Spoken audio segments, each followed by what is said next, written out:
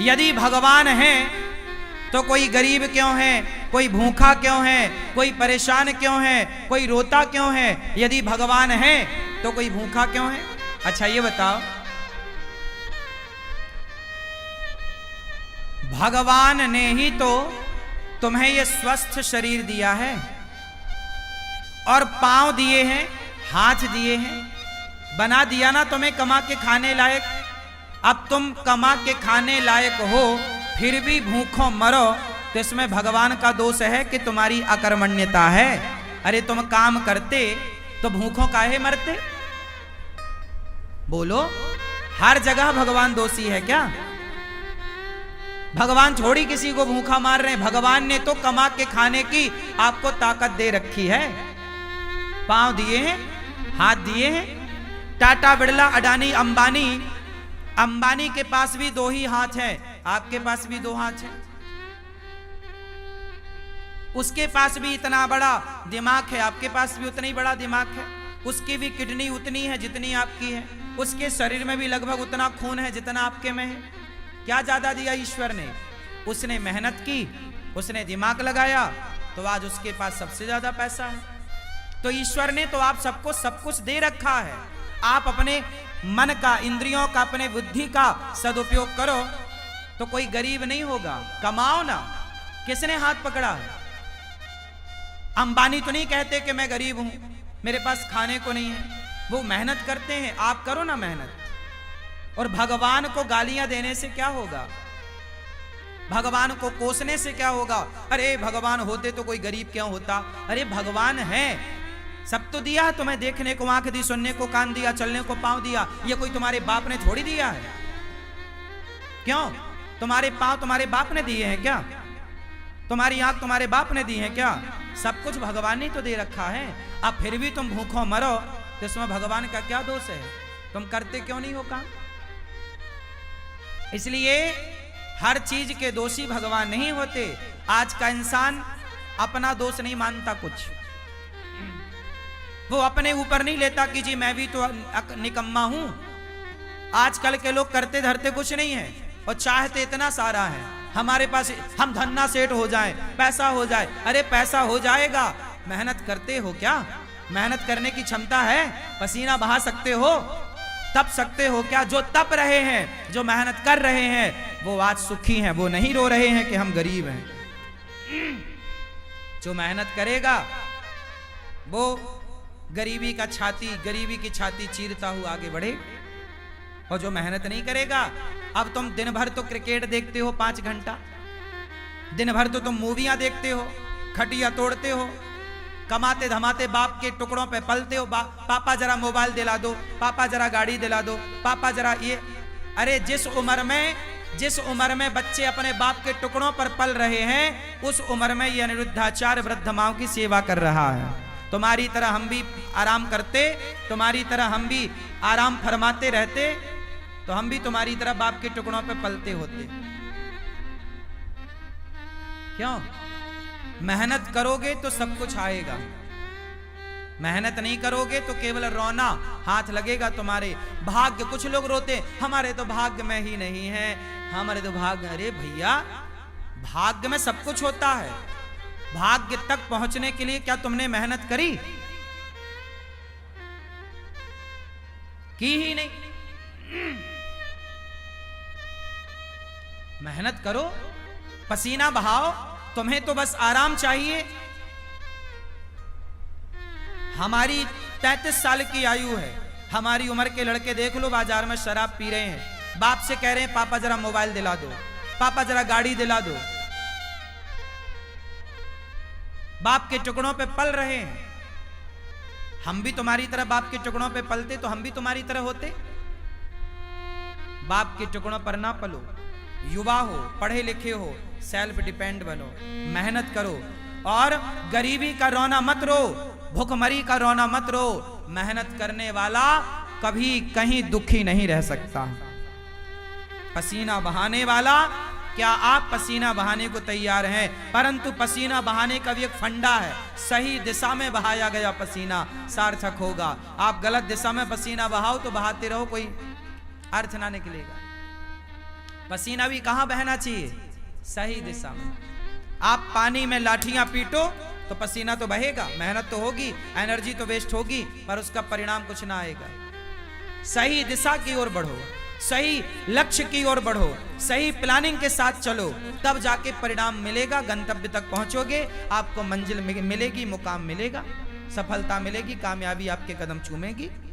वरना रोते रहो फिर गरीबी के नाम पे, भगवान के नाम पे और भाग्य के नाम पे। ना तो मैं भगवान के नाम पे रोता, ना तो मैं गरीबी के नाम पे रोता, ना तो मैं भाग्य के नाम पे रोता। मैं रोता नहीं हूं भाग्य और गरीबी और भगवान के नाम पर, मन लगा के मेहनत करता हूं सवेरे से लेके शाम तक। मैं यदि अब आप सुनना, मैं कई बार 3 बजे रात को सोता हूं, काम करने जाता हूं, कई बार मुझे बाहर जाना पड़ता है किसी कार्यक्रम के लिए, कार्य के लिए, मैं रात के 3 बजे आता हूं। कई बार मैं सवेरे 4 बजे आया, 4 बजे जब मैं आया तो मैं रात भर का थका हूं ना, मैं चाहता तो सो जाता, पर मैं सोया नहीं। मैं 4 बजे आया, आते ही मैं सबसे पहले नहाया और नित्य कर्म की तरह अपना काम किया और सवेरे के कामों में लग गया नित्य की तरह। मैं अपना सवेरे के काम जस की तस काम शुरू कर दिया। मैंने उस दिन का सोना टाल दिया, अगले दिन सोऊंगा। क्या आप तैयार हैं इतनी मेहनत करने को? नींद को कुर्बान करने को तैयार हैं? आजकल के लोग जरा काम करते हैं थक जाते हैं। आजकल के लड़के बिस्तर पे 10 बजे सो के उठते हैं, माँ मम्मी ओ बिस्किट दे दो, जरा कहाँ रखी है, जरा चाय दे दो। ये नालायक, तुम्हें बिस्तर में बिस्किट चाय चाहिए, 10 बजे सो के उठते हो। लक्ष्मी तुम्हारे पास क्या करेंगी?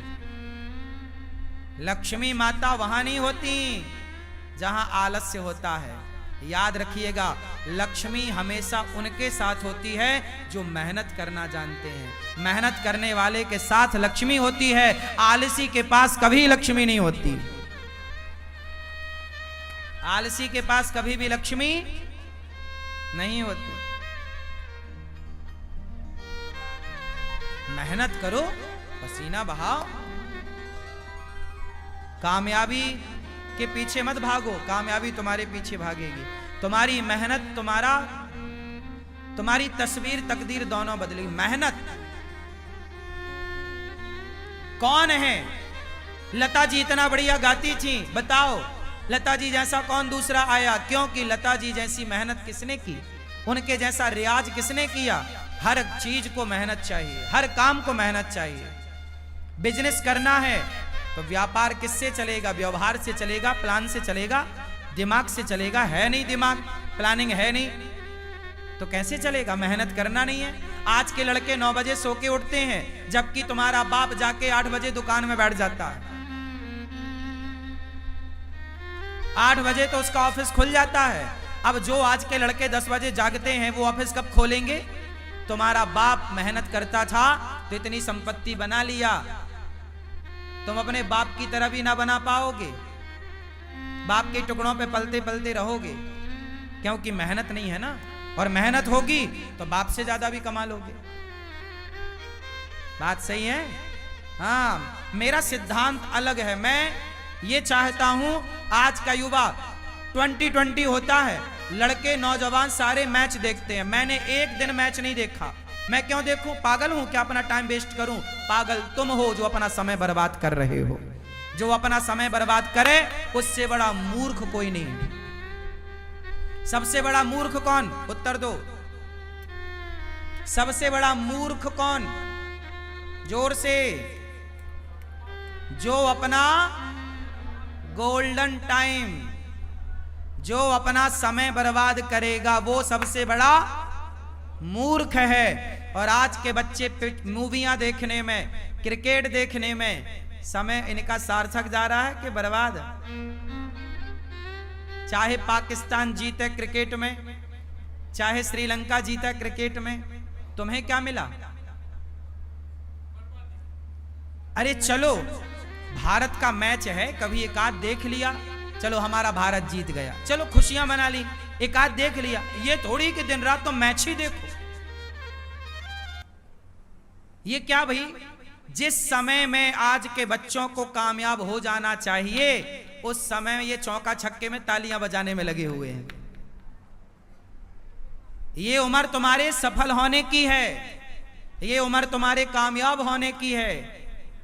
अनिरुद्धाचार्य जब 17 साल का था, जब मैं 17 साल का था ना, तब मेरे ऊपर घर की जिम्मेदारी आ गई थी कि घर में नमक है कि नहीं, तेल है कि नहीं, दाल है कि नहीं, चावल है कि नहीं, आटा है कि नहीं। यदि घर में चूल्हा जलता, मैं मेहनत करूंगा तो चूल्हा जलेगा, नहीं करूंगा तो चूल्हा नहीं जलेगा, ये स्थिति थी। 17 साल की उम्र से मैं कमाने लग गया, काम करने लग गया, परिवार की जिम्मेदारी कंधे पे आ गई और तब से काम करता रहा हूं। और आप अपनी एक माँ की सेवा कर लो तो बड़ी कृपा है। आज आपका ये बेटा, आपका ये भाई 280 वृद्ध माओं की सेवा कर रहा है, बेसहारा माओं की सेवा कर रहा है। और ये बच्चे अभी क्रिकेट देखने में लगे, समय बर्बाद करने में लगे हैं। सार्थक समय वापस ना आएगा। समय के पास इतना समय नहीं है कि वो आपको फिर से समय दे सके। समय समय पर होता है, समय समय की बात। राम जन्म का दिन बड़ा, कृष्ण जन्म की रात। सबसे समझदार कौन? जो अपने प्रत्येक क्षण का सदुपयोग कर ले, वो समय का सदुपयोग करने वाला समझदार है। समय का दुरुपयोग करने वाला मूर्ख है। और सबसे बड़ा धन है संतोष। जितना विधाता दे दे उतना बहुत है, लेकिन मेहनत जारी। मेहनत तो बहुत आगे करो, खूब मेहनत करो, लेकिन जितना मिल रहा है कंपटीशन मत रखो कि उसके पास ज्यादा उसके भाग्य का है, हम उससे कंपटीशन क्यों करें। मेरा कंपटीशन किसी से नहीं है। तेरे भाग्य का तू खा रहा है, मेरे भाग्य का मैं खा रहा हूं। तेरे हिस्से की मेहनत तू कर रहा, मेरे हिस्से की मेहनत सारे करो। मेहनत का फल ईश्वर देंगे। बस मैं मेहनत करूं, मैं आपसे ईर्ष्या क्यों करूं कि तुम ज्यादा कमाओ। भैया तुम भी कमाओ, ये संसार है, सब कमाओ। कोई हाथ थोड़ी पकड़ता किसी का। तुम अपने भाग्य का खाओगे, मैं अपने भाग्य का खाऊंगा। रावण अपने भाग्य का खाता, विभीषण अपने भाग्य का खाता। रावण के भाग्य में सर्वनाश था, विभीषण के भाग्य में लंका थी।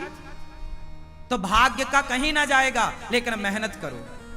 भाग्य भी तब आपके साथ देगा, भाग्य भी जब आप मेहनत करोगे। यदि विभीषण ने राम का साथ ना दिया होता तो क्या विभीषण का भाग्य विभीषण का साथ देता?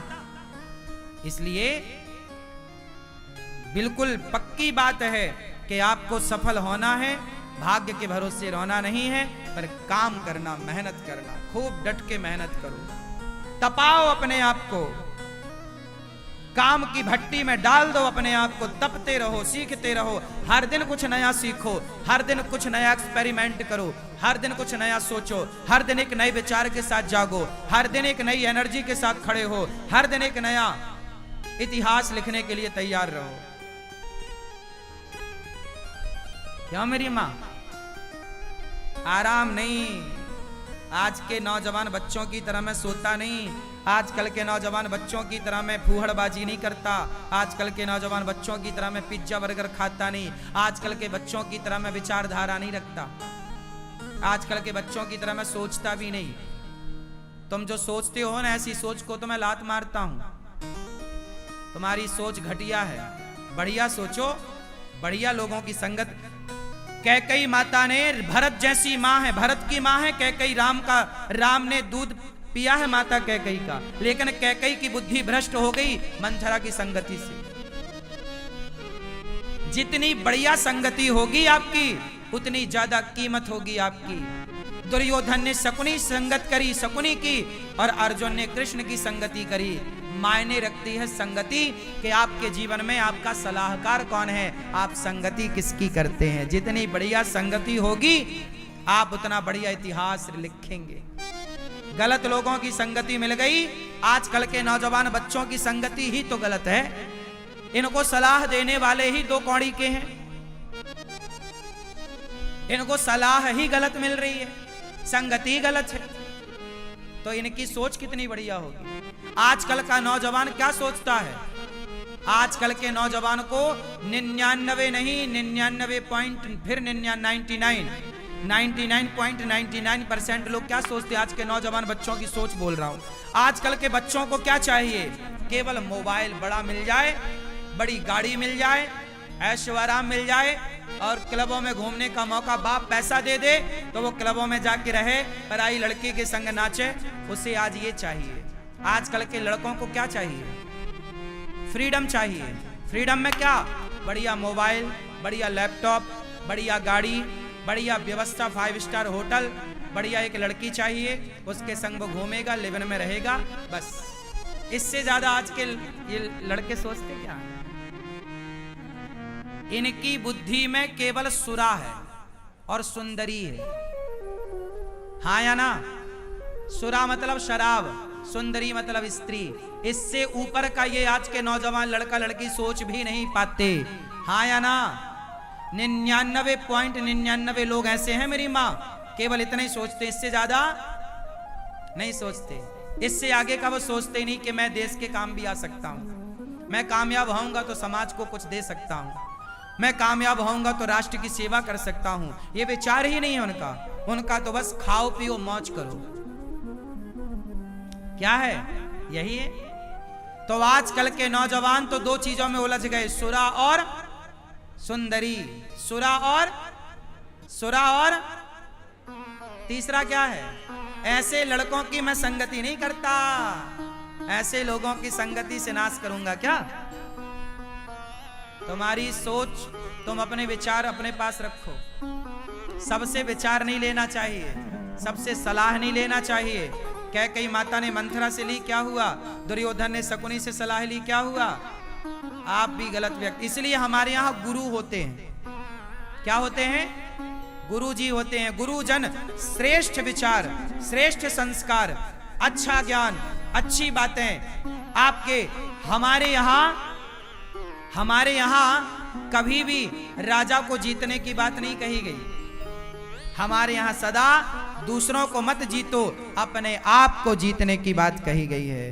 कंट्रोल करना है तो अपने को कंट्रोल करो, अपने मन को कंट्रोल करो। वाह, हमारा सनातन सबसे श्रेष्ठ है, सबसे श्रेष्ठ विचारधारा हम सनातनियों की है। प्रिय भक्तों, सुखदेव भगवान कहते हैं ज्यादा हाय हाय नहीं, जितना मिल जाए बहुत। काम करते रहो, आगे की प्लानिंग करते रहो, जो है संतुष्ट। संतोष क्यों होना चाहिए? हंस वही सकता है जो संतुष्ट है। जो संतुष्ट नहीं है वो केवल रोएगा। वो केवल जो रो रहा है मतलब असंतुष्ट है, जो हंस रहा है उसकी हंसी बता रही है कि संतुष्ट है, इसका रोना बता रहा है कि असंतुष्ट है। सुनो, कॉपी किताबें तो बहुत पढ़ी होगी तुमने, किताबें बहुत पढ़ ली ना, अब थोड़ा इंसानों को पढ़ना सीखो। हम इंसानों को भी पढ़ लेते हैं, पढ़कर बता देते हैं कि तुम्हारा हाल कैसा है। तुम 2 मिनट हमारे संग बैठो, हम 2 मिनट में तुम्हारा पूरा जीवन पढ़ लेंगे कि तुम पूरे जीवन में क्या किए हो, तुम कितने अच्छे हो, कितने बुरे हो। और ये कोई बड़ी बात नहीं, ये आपका अनुभव है।